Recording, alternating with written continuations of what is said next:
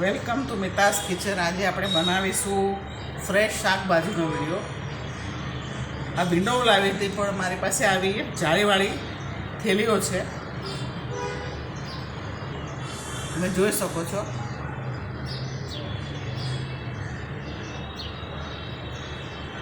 તો એની પર આપણે ભીંડો ભરી લીધો છે અને આ ચેન લગાડી દેવાની છે એને. આવી રીતે આપણું એક શાકભાજી ભરાઈ ગયું છે. અને આ શાકભાજી આવી રીતે રાખો છો ને તો શાકભાજી આપણા ખરાબ નથી થતા. આ કારેલા હું લાવી છું. કારે પણ સ્ટોર કરવા માટે જરા બી ખરાબ નથી થતા. આવી રીતે બેગમાં રાખો તો.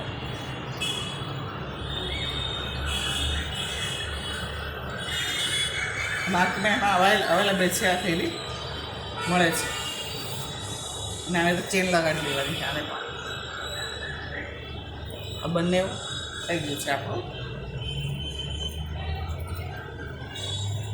અને આ ચોળી છે, ગ્રીન ચોળી, કેટલી ફ્રેશ છે જો.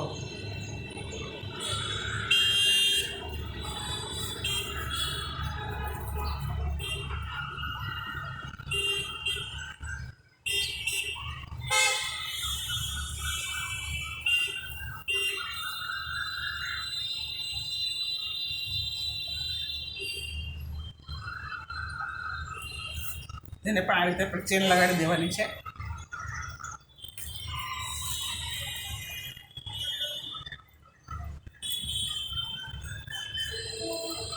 અને આ કોણસી મેં લીધી છે, પણ તે પણ ફ્રેશ છે એકદમ.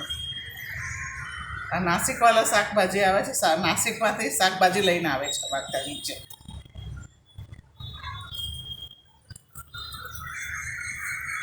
તે બી આમાં સ્ટોર કરી રાખશું એટલે જરા બી ખરાબ નથી થતું. 6-7 દિવસ ચાલશે શાકભાજી.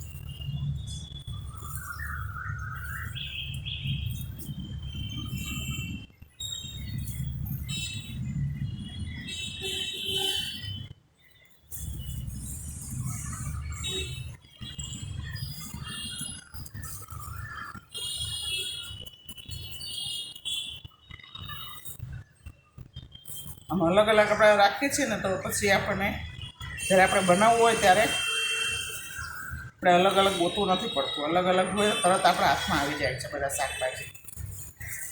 આ સ્ટોર કરવાની બેસ્ટ રીત છે. જે આ બધી ફણસી એકમાં આવી ગઈ છે, તેને પણ આપણે ચેન લગાડી દઈશું.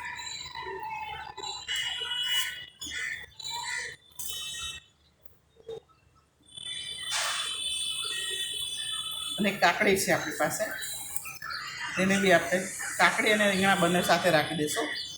આ બ્લેક કલરના રીંગણા આવે છે લાંબા, તે રોટલા સાથે બહુ સરસ લાગે છે આનું શાક.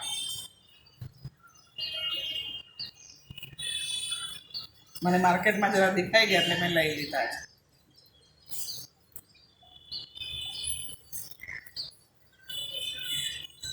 અને પછી આ કોબી બહુ મોટી સાઈઝની છે, તેની માટે આપણે માર્કેટમાં આવી થેલી આપે છે આપણને શાક માટે. એને આવી રીતે રાખો છો અને 2 ગાંઠ મારી દેવાની છે આવી રીતે. એની પર હવા ન જ આવી જોઈએ જરા પણ, તો ખરાબ નથી થતી. અને આપણે આ સિંગ છે, સરગવાની સિંગ છે. મોટી હતી, પણ મને ભૈયાએ 2 વચ્ચેથી કટ કરીને આપી છે. તેને બી આ પ્લાસ્ટિકની થેલીમાં આપણે સ્ટોર કરીશું. તેને બી આવી રીતે ગાંઠ મારી દેવાની છે.